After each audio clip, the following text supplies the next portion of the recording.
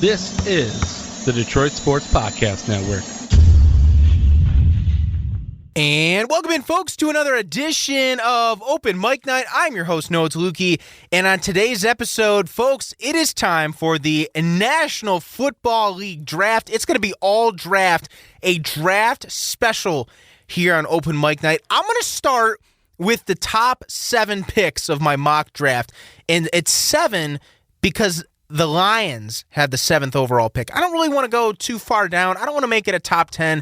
The most important is the top 7 because whoever goes in the top 6 is definitely going to determine who the Lions take at number 7, in my opinion. Also, Peter Schrager from Fox Sports or the NFL Network or whoever he's with these days, he proposed 3 different mock trades that the Lions could perhaps do.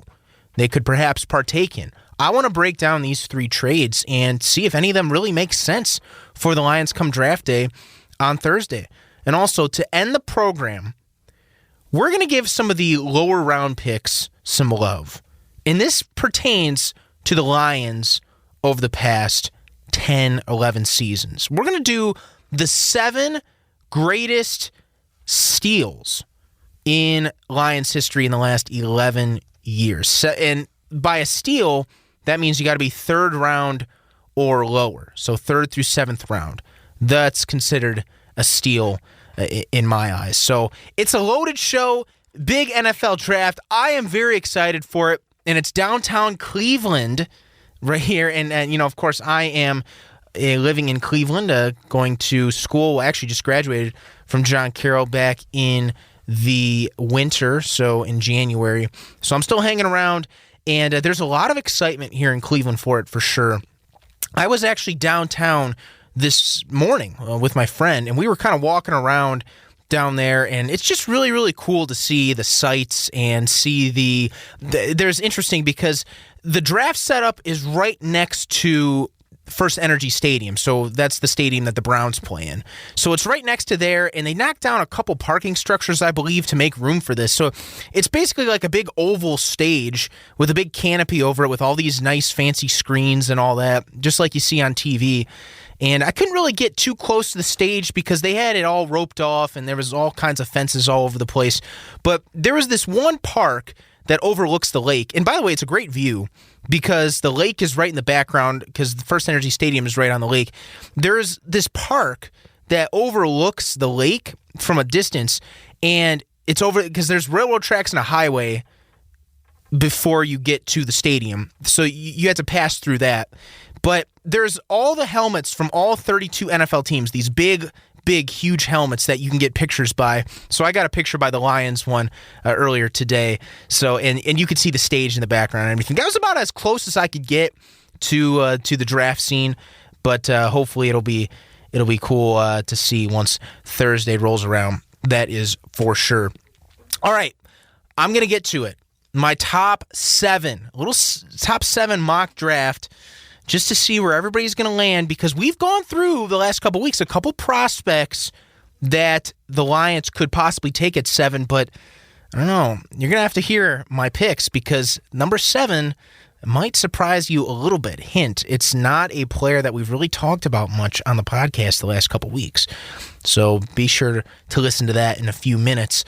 But I'm going to start with number 1, and we're going to go down the list as usual. And I'm going to be like Commissioner Goodell, Roger Goodell, and announce each pick like that. So, the Jacksonville Jaguars are now on the clock. Oh, the pick is in because it's very, very obvious in my opinion.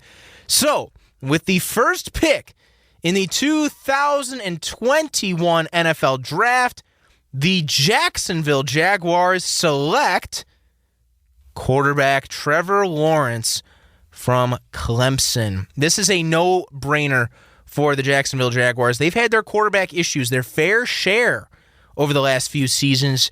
Blake Bortles, he seemed to work out for a tiny bit, but really was not the guy. Gardner Minshew, they gave a chance, a 6th-round pick from Washington State. Doesn't seem to be really working out. He's been the no-brainer number 1 overall pick since his freshman year at Clemson. And this is a guy that, some people have compared to Peyton Manning, with that strong arm, intelligent, really devoted to the game of football. Very strong arm as well. And surprisingly, he's got some great mobility. Very accurate as well. These are all traits that really, really add up when it comes to making a great NFL quarterback. I remember when he won the national championship back in 2019, so 18-19 season, there was talk, hey, let's see if Trevor Lawrence can forego his next 2 years of eligibility and see if he can just go to the NFL draft right away. I mean, obviously a bad idea. Football is a very different sport than baseball and hockey and all those sports where you can come out a little early. But Trevor Lawrence, and now I will say he's got a quick release, which helps as well. Obviously there's a couple fine-tuning things, but I mean, every quarterback has some fine-tuning. I think, one of the knocks on Lawrence is that he stares at his read way too long. I mean, but that's stuff with NFL coaching that you can really fix. And it's going to be interesting to see how Urban Meyer, first-year head coach in the NFL, will use Trevor Lawrence in his system. And we've talked about it on previous podcasts, how it's going to be interesting to see how Urban Meyer's offense really translates to the NFL. Is he going to build his skill set? Is he going to build an offense that's around Trevor Lawrence's skill set? Is he going to build an offense around the skill set of the others? We'll have to see. But I think Trevor Lawrence is definitely the number one quarterback, that is for sure, and the number one overall pick. All right, New York Jets are on the clock. And with the second pick in the 2021 NFL Draft, the New York Football Jets select Zach Wilson, quarterback, BYU. Zach Wilson, a guy who I originally thought the Lions could take when Matthew Stafford was traded to the Rams. First guy I thought of was, Trevor Lawrence is going to be off. It's got to be Zach Wilson. But then the mock drafts started coming out. I started reading up a little bit more. This guy's definitely a top 5 pick. He's not going to slide. Look, the Jets have had quarterback issues just like the Jacksonville Jaguars have. I mean, Sam Darnold seemed like he just needed a change of scenery, trading to the Panthers down south. And new coach, Robert Saleh, defensive-minded. We're going to see how this is going to work with Zach Wilson. He is a guy that I've watched him on film. He's got a little bit of Patrick Mahomes in him. I'm not anointing him and saying he's the MVP right away and he's going to be just like Patrick Mahomes in his career. No, I'm saying he has a little bit of Mahomes in him in the fact that when the play breaks down, he can find guys open and he can deliver the football. And that is what's key in the NFL these days. You got to improvise. When the play breaks down, you got to make sure you make plays. It's not, the West Coast offense anymore. I mean, in some teams it is, but it seems like the NFL as a whole, is if the play breaks down, you can't just take a sack. You can't just throw the ball. You got to try to make a play. And Zach Wilson definitely fits that. I mean, he's got that strong arm, very tight windows he throws the ball into as well. He seems to be very confident, very intelligent quarterback as well. He can also buy time in the pocket. My one concern, though, about Zach Wilson, he really benefited from having a strong offensive line at BYU. A lot of guys with NFL potential on that Cougar offensive line. Will he be able to thrive in the NFL with, sort of a banged up, not so good offensive line in New York? We're going to have to see, because I think that's going to be the key. If Wilson has plenty of time to throw, he's able to make plays on the run, New York Jets fans will fall in love with him. It's going to be a very tough place to play. I mean, ask Mark Sanchez, ask Sam Darnold, ask all those other quarterbacks that came after Joe Namath, and ask him how hard it is to play in New York. We'll have to see if Zach Wilson can handle the pressure coming from small Utah, the state of Utah, and BYU to the bright lights of New York City. So Zach Wilson, number 2 overall pick to the New York Football Jets. The third pick is in. San Francisco is on the clock, and they have just submitted their draft card. Of course, they had a trade a while ago for the number 3 spot. And with the third pick in the 2021 NFL Draft, the San Francisco 49ers select, oh my goodness, another quarterback, Mac Jones, quarterback from the University of Alabama. Did I just hear that right? Mac Jones going to San Francisco? Hold on a second. Mac Jones, First of all, I think this is going to happen. This doesn't mean I approve. This is just what I think's going to happen. I don't like Mac Jones.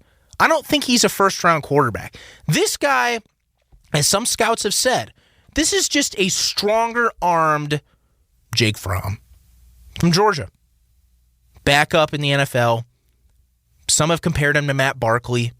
You know, a guy with some praise in college, put up some good numbers, had a good team around him, but is just basically a career backup in the National Football League.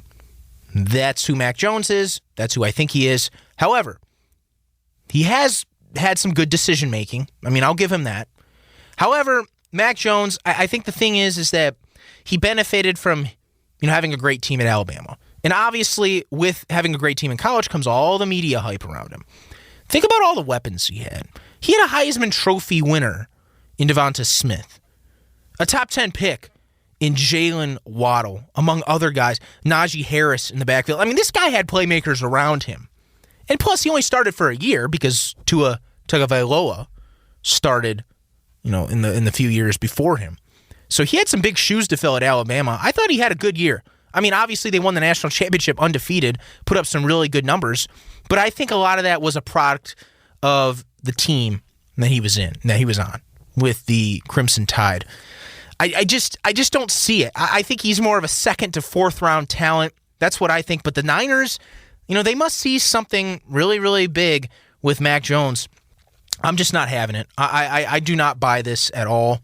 But I think San Francisco, with Jimmy Garoppolo and all those struggles and the injuries and all that, I think they're going to take Mac Jones. I really do. I think they like his decision-making. There's not as many question marks, in my opinion, as there are with maybe Trey Lance or Fields.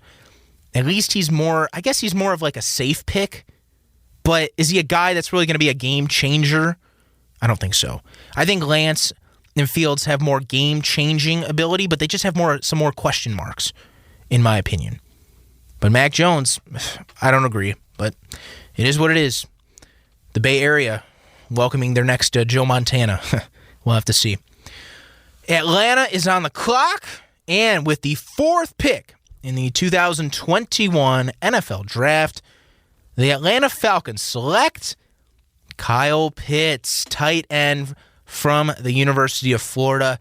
This is a guy that I've been talking about for a while on the podcast that I think the Lions should take. However, I don't think he's going to fall to 7 anymore. This is a game-changing type of guy. A lot of scouts think, and we've discussed this before, a lot of scouts think that he's going to move to wide receiver. He's got that 6'6", 240-pound frame, very much like Calvin Johnson. Very speedy, very big as well. Lots of natural ability. A very dynamic mismatch. I think he fits well in Atlanta, to be honest. I mean, you have an aging Matt Ryan. You have an aging Julio Jones, and he's been battered and beaten with some injuries. You've had Calvin Ridley. It'd be nice if they can get some sort of game-changing tight end and really help Matt Ryan in this stage of his career. So I think Pitts. I think Pitts is great. The knock on him, he could be a better blocker. I mean, but that seems to be the knock on every tight end coming out of the draft. He could be a better blocker. But obviously you're going to be asked to block a lot more in the NFL than maybe you would in college because the college game, is all spread out. Tight ends, they don't have to. It's the same with wide receivers. They don't have to block as much as they do in the National Football League. But I mean, scouts have been impressed with his ability to block and his effort at blocking. It could just be a little bit fine-tuned here and there, but on an NFL team with those NFL coaches and the strength staff and all that, I think Pitts will be okay. And to be quite honest, he's probably a better prospect than two of the better tight ends that have come out of college in recent NFL drafts. And those two tight ends have something in common. Both Detroit Lions selections. Yes, folks, he's a better prospect than Eric Ebron and 2020 Pro Bowler TJ Hawkinson. So I think he's going to be a great fit in Atlanta, giving Matt Ryan some extra weapons, that is for sure. All right, Cincinnati is on the clock, and with the fifth selection in the 2021 NFL Draft, the Cincinnati Bengals select Penei Sewell, offensive tackle from Oregon. Look, we talked about it a few weeks ago. Sewell may fall to 7. It's possible, but I just don't see it happening anymore. I really don't. I think Cincinnati, they're starting to build a little bit. This new coaching staff from a year ago, and the new GM and all that. You got to find guys that can protect your franchise quarterback in Joe Burrow. And Sewell is that guy. I mean, he really is. He's got amazing quickness. This is one of the best offensive line prospects we've seen in a long time. He scraps with attitude, as some scouts have said as well. He's also been training both at the left and right sides. We mentioned that before. He's more of a natural left tackle. That's what he played at the University of Oregon. Also the 2019 Outland Trophy winner. It does concern me a little bit that he did not play this season. He decided to opt out and focus more on the NFL draft. But I still think with his training regimen and his natural ability, I think he'll be okay. So I think Cincinnati makes the most sense for Sewell. That is for sure. And he really has Pro Bowl potential. I mean, this guy is a mauler on the offensive line. So we'll have to see. All right. So one more pick before the Lions, but first we got to get Miami out of the way. This was also through a trade a while ago as well. So with that being said, with the 6th pick in the 2021 NFL Draft, the Miami Dolphins select Jamar Chase, wide receiver, LSU. I think this is the best pure wide receiver in the draft. Well, some people think Pitts, but Pitts is more of a tight end in terms of coming out of college. I think Jamar Chase is the best wide receiver in the draft, and he's just going to add another weapon to Tua Tagovailoa, and I think he could really help Tua develop as a quarterback. It concerns me, just like Sewell, he didn't play last year, but he did have an impressive pro day, and it seems like he's been training well. And he still has kept up with his athletic ability. So Jamar Chase seems to be okay there. I like his size. His size is better than some of these other guys. Some of these other receivers like Devonta Smith, Jalen Waddle, they're a little smaller. He's 6'1", 200. That's better NFL size. Also a very quality route runner. That's always key with NFL receivers. You got to have a great at running routes. You have to be really, really good at that. He also can secure passes. That's very key because in the NFL, you know what defensive backs and all them do? They always like to go for the football, and they all, the windows are so tiny inches some of those windows are. You got to be able to catch those balls and secure those passes. Jamar Chase definitely does that as well. He's going to be a great target for Tua, like I said. So I think Jamar Chase is the better option. He's the safer option because he's got more NFL skills that he doesn't have to develop. So I think Miami gets a nice selection there with Chase. All right, it is time for my pick, who I think the Lions are going to take.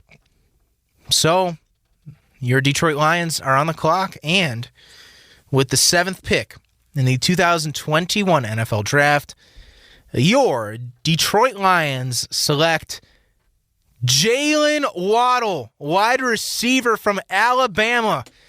Look, folks, we have not talked much about Jalen Waddle, but the more I read about him, the more I'm going to be okay with it. Look, I'm not thrilled about this because there's a little more question marks on this than Jamar Chase. However, I think all the guys that I wanted the Lions to draft, I think they're going to be gone by 7. So that's part of the reason why I think they're going to pick Waddle, because those 6 guys, especially Sewell and Chase, the guys that I think they should target, and Pitts, you add Pitts to that conversation, I think those teams are more interested in them than others. Waddle, he doesn't have the NFL size, much like his teammate Devonta Smith, the Heisman Trophy winner. 5'10", 182. Can he thrive in the NFL? That's the big question. That's what we don't know. However, this is what intrigues me. Some scouts have compared Waddle to the cheetah for the Kansas City Chiefs, Tyreek Hill. A burner, absolute burner downfield, a guy that can really take the top off the defense. Also, another thing of note, scouts have pointed out that Tyreek was not really a polished route runner when he entered the NFL draft, but the coaches have really learned in Kansas City, they've really learned how to tailor an offense to his skill set and a guy, to really put him in those explosive situations. So with a pick like Jalen Waddle, and a guy with a lot of question marks because of his size, but he's had a lot of comparisons to, the cheetah Tyreek Hill. This is going to depend, in my opinion, on what Anthony Lynn, Dan Campbell, whoever is going to be working with the offense, how are they going to tailor their offense with Jared Goff and company to fit into a system where Jalen Waddle can thrive? Because if you look at Detroit's history, and I don't want to go back too far, I don't think it's fair to talk about past history all the time and think, well, it's not going to work out because of past history. No, every draft, you have to give it a new chance. However, if you look at some of the past drafts for the Lions in the last 20 years or so, a lot of busts at wide receiver. Charles Rogers is one of them, a couple other guys as well. So it's going to be interesting to see, but I think it's going to depend on if Anthony Lynn and company can really tailor this offense to make him into a receiver that can be really productive in this league and really take advantage of his strengths, because the size isn't there. This isn't Kyle Pitts. This isn't Calvin Johnson, 6'6", 240 with blazing speed. That's a can't miss kind of guy because of his size and the speed combined. This is a guy, he's small. He's small. But I think it's okay if the Lions take a chance here because this new regime trying to give Goff some weapons. I mean, because right now the weapons, I'm not extremely confident in some of these weapons. I mean, right now, according to OurLads.com, I like this website because they kind of give you an up-to-date sort of depth chart for each team. I mean, right now they have Rashad Perriman, Tyrell Williams, and Khalif Raymond as the starting receivers. That's not going to win us. That's not going to win us a ton. So you got to have somebody that can really be a game changer, and Jalen Waddle at least gives you a chance at a guy that can really be a game-changing kind of receiver. So overall, it's not the number one guy I would pick, but I think that's who the Lions are going to pick. But we're going to have to ride with it and see what happens. It's all going to depend on Anthony Lynn and company. That is for sure. All right. So that's my top 7. And I wanted to kind of visit these picks really quick, or these mock trades, if you will, before we go to the top 7 draft steals of the last 10 years or so from the Lions. So Peter Schrager from NFL Network put out a couple of mock trades that the Lions could maybe do on Thursday. They could maybe trade with some of the other teams. And I'm going to announce some of these. So one of the mock trades, I should say, that he proposed was a trade with the New England Patriots. Matt Patricia, Bob Quinn. That era is completely over with. I know we've done some trading with them in the draft before, but we'll have to see. So in this mock trade, the Patriots would receive our 7th overall pick. We would receive their 15th pick, their 2021 second-round pick, so the one from this year, this year's 2021 fourth-round pick, and the 2022 second-round pick. Interesting. The other one from the Chicago Bears. So the Bears would receive our 7th pick. We would get their 20th overall pick, a 2022 first-round pick, and defensive lineman Akeem Hicks. I mean, basically a starter right there for the Lions on the D-line. The 3rd pick was with Washington. Washington would get our 7th pick. We would get their 19th pick and a 2022 first-round pick. Interesting. I like these trades. Obviously, they're mock trades. It's for fun. I doubt any of these will actually happen, but it's just interesting. So the question is, which one do I really like the best if the Lions were to trade? Now, I'm okay if the Lions trade their 7th pick. It's more of a luxury pick, if you will. I mean, do we need a receiver? Yes, of course we do. But, obviously there's some risks with Jalen Waddle. I guess it would be more of, it's not like Jalen Waddle's some can't miss guy. I mean, there's obviously question marks as well.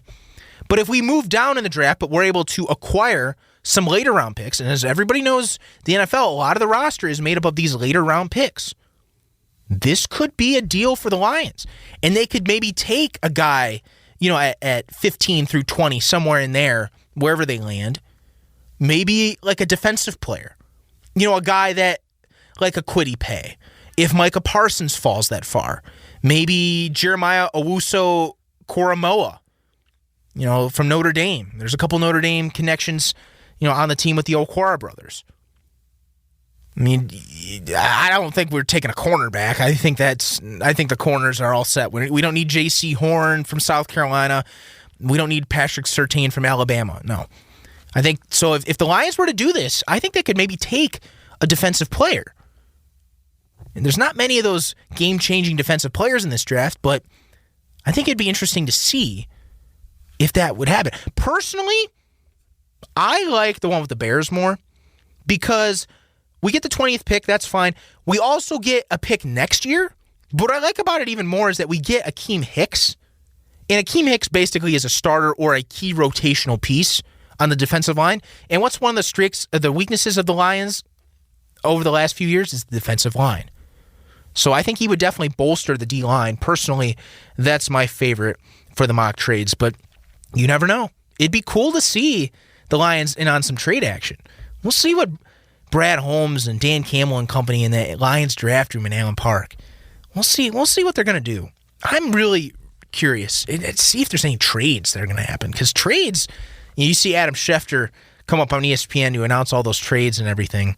And it always makes the draft fun when trades happen. That is for sure.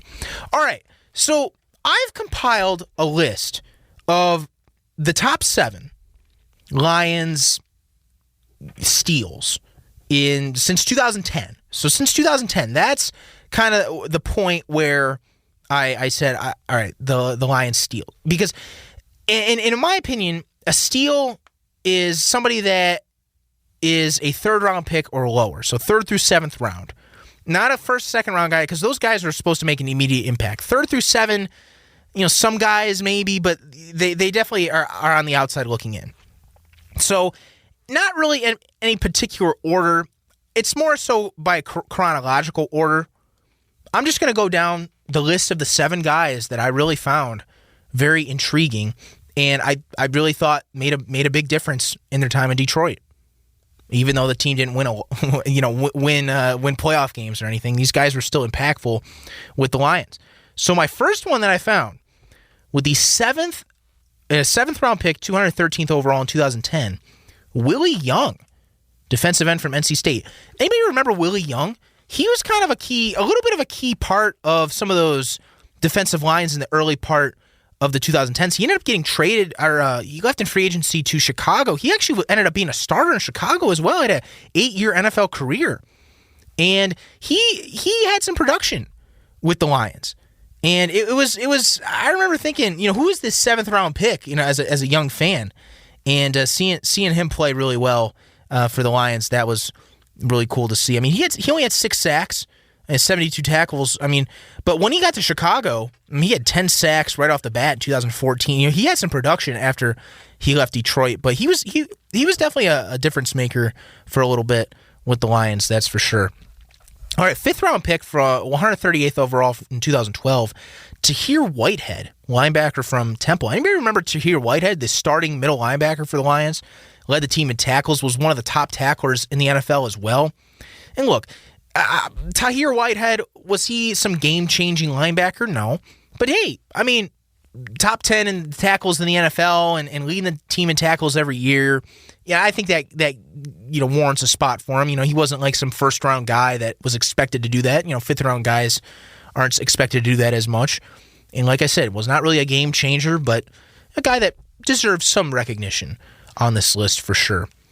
All right, the next year, 2013, 5th-round pick, 165th overall, Sam Martin, punter from Appalachian State. Sam Martin, he's got to be on this list because he's a dang good punter. And Jack Fox seems to be, he's winning some awards. He got the All-Pro and the Pro Bowl honors and all that. So Lions seem to be okay at punter now. But Sam Martin, when he punted, there were times the Lions were backed up, and he was able to punt that ball and basically flip the field. And, definitely a key weapon. Punters are one of the most undervalued weapons in the NFL. If you're backed up that deep, being able to really flip the field and produce a great punt is something that should not be taken for granted, that's for sure. So Sam Martin did a really good job with that for sure. In the same draft, in the next round, the 6th round, 199th overall. Not Tom Brady. That was Tom Brady back in 2000. The Lions selected Theo Riddick, running back from Notre Dame. Theo Riddick. I really liked him. Now, was he a great runner? No. He was not a runner. Not a runner at all. However, he was great out of the backfield at catching passes. He ran that Texas route, that angle route out of the backfield, wide open every play it seemed like. I mean, this was a guy that was catching, 80-plus passes with Stafford, Calvin Johnson, Golden Tate. I mean, that offense, they produced. And it's funny because I'm sure all the teams out there knew that Theo was not really a running option, but the fact that he still produced, and they knew he was going to be catching passes, and he still produced, he still was able to find some room, that's impressive. So Theo Riddick, an old Lions throwback from a few years ago. And but once the offense kind of started to fall apart, Calvin left and then Golden Tate left and all that, it was never really the same for Theo, and that's when he got traded to Denver. And to be honest, I don't know if he's really still around. But for a couple of years there in the mid-2010s, he was really producing out of that backfield, that's for sure. Another 6th-round pick, 200th overall from 2015.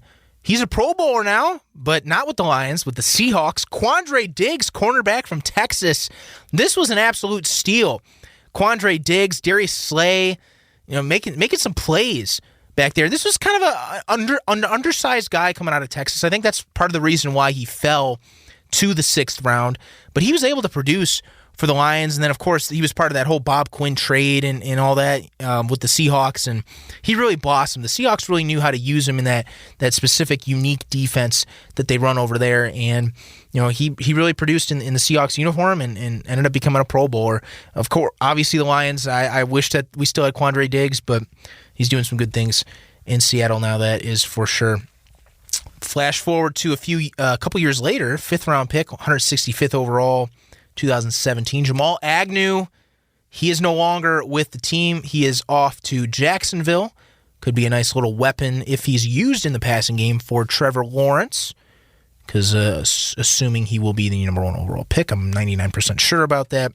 He was drafted out of San Diego as a cornerback, but obviously was used mainly in the kick return game. They tried him out at receiver a little bit. Didn't seem to really work. He had a couple nice plays here and there, but not enough to really keep him in the lineup for Matthew Stafford and company. But obviously an all-pro returner, had a nice kick return for a touchdown a couple times, some punt returns. I mean, probably the best Lions punt returner of the last decade, kick punt returner of the last decade, I would say for sure. So the Lions got some good use out of him, 5th-round pick, but he is off to Jacksonville. And finally, I had to include him, 3rd-rounder from the same year, 2017, 96th overall, Kenny Galladay, KG Beast, Mini-Tron, some of his other nicknames as well, wide receiver from Northern Illinois. A guy that really a game changer. I mean, a guy that had some question marks coming out of NIU, but a guy that really, really produced for the Lions. And the Lions are going to miss him, that's for sure. He's off to New York, getting paid $72 million. But definitely a steal for the Lions. I remember thinking when we drafted him, like, who's this? A MAC wide receiver? There's not much good quarterback play in the MAC, especially at the NFL level. But he was able to produce for the Lions out of St. Rita High School in Chicago. So Kenny Galladay, unfortunately, no longer with the Lions, but definitely a steal for the Lions the last couple years in my eyes. And to be honest, one of the few good later round picks from Bob Quinn and company, that's for sure. All right, folks, that'll about do it, and I'm really excited, like I said, for the draft on Thursday. I will be there. I will be at the draft. There's a little fan experience thing right at First Energy Field or First Energy Stadium, which is right next to the stage. So I don't know how much of the stage I'm going to see, but I'm at least going to be at the draft. I'm still going to be in that zone, that area. So you can go on the field and you can do a 40-yard dash, throw footballs, get pictures, all that kind of stuff. So it'll be cool, and I have a ticket for that. We're going to be there for a few hours, and I'll be wearing my Lions gear, and hopefully I'll see some Lions fans over there. Yeah, that's for sure. But I'm sure it's going to be dominated by Browns fans and stuff. But hopefully Detroit will have a great showing out there. I was texting with our good friend Corey Schlesinger. We had him on the podcast back in September. If anybody remembers, Corey actually announced a pick a few years ago. He announced the third-round pick Will Harris, the safety from Boston College, who's still with the Lions. He was in Nashville, I believe, 2019.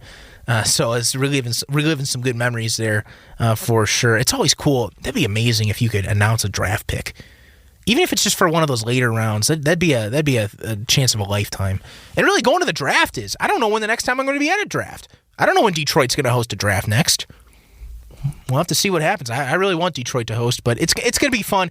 And I will bring you all my everything that I did in next week's podcast, and we'll break down whoever the Lions picked, all the picks. So rounds 1 through 7, we'll talk about, and it'll be full. NFL draft coverage will be full next week as well. But until next time, I'm Noah Taluki on Open Mic Night. We appreciate the support. Check out the Lions coverage on SI that John Macaron does a great job with, the wrestling podcast that they do, Doc and Jock, the Michigan podcast. All that and more on the Detroit Sports Podcast Network. It's great to be a part of. But until next time, thanks for listening to Open Mic Night.